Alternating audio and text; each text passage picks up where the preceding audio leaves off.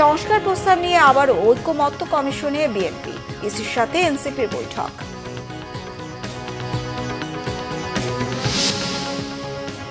গণহত্যায় ওবায়দুল কাদের সহ ৪৫ জনের বিরুদ্ধে প্রমাণ পেয়েছে তদন্ত সংস্থা। ২০ জুলাইয়ের মধ্যে তদন্ত প্রতিবেদন দাখিলের নির্দেশ।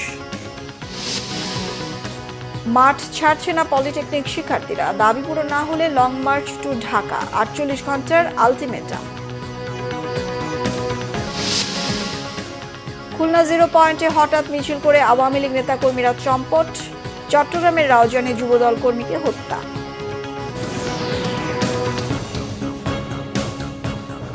গ্রাউন্ড সিমেন্ট সংবাদ শিরোনাম দেখছিলেন, এবার বিস্তারিত। সংস্কার প্রস্তাব নিয়ে আজ আবারও জাতীয় ঐকমত্য কমিশনের সাথে বৈঠক করছে বিএনপি। বিএনপির স্থায়ী কমিটির সদস্য সালাউদ্দিন আহমেদের নেতৃত্বে নজরুল ইসলাম খান সহ ৫ সদস্যের প্রতিনিধি দল বৈঠকে অংশ নিয়েছেন। বৈঠক শুরুর আগে সালাউদ্দিন আহমেদ সাংবাদিকদের বলেছেন, মুলতবি আলোচনা শুরু করছি, পর্যায়ক্রমে সব বিষয়ে আলোচনা হবে। দলীয় ফোরামের আলোচনায় যে সিদ্ধান্ত হয়েছে তা জানানো হবে আজ। সরকারকে সংস্কার নিয়ে সহযোগিতা করবে বিএনপি। এর আগে গত বৃহস্পতিবার আলোচনা করে বিএনপি।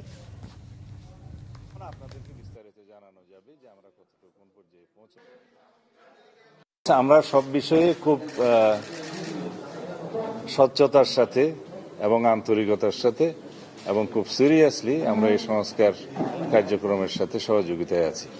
আজকের আলোচনার মধ্য দিয়ে আমাদের সংস্কার কমিশনের যে 5টি মূল রিপোর্টের উপর আলোচনা, সেটা সমাপ্ত করা যাবে।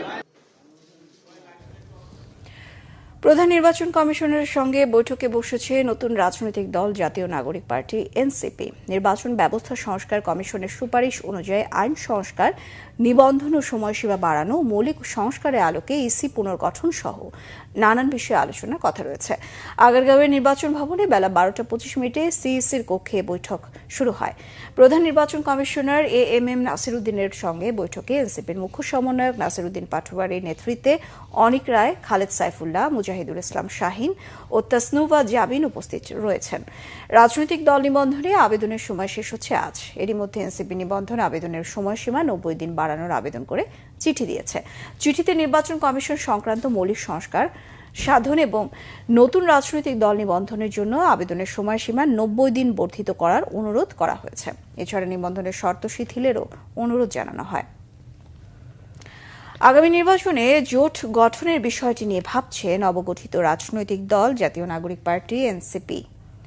উদ্দেশ্য 300 আসনে প্রার্থী দেয়া। নেতারা বলছেন, নির্বাচনে চোখ রাখলেও জুলাই গণহত্যার বিচার ও রাষ্ট্র সংস্কারের বিষয়টি প্রাধান্য পাচ্ছে।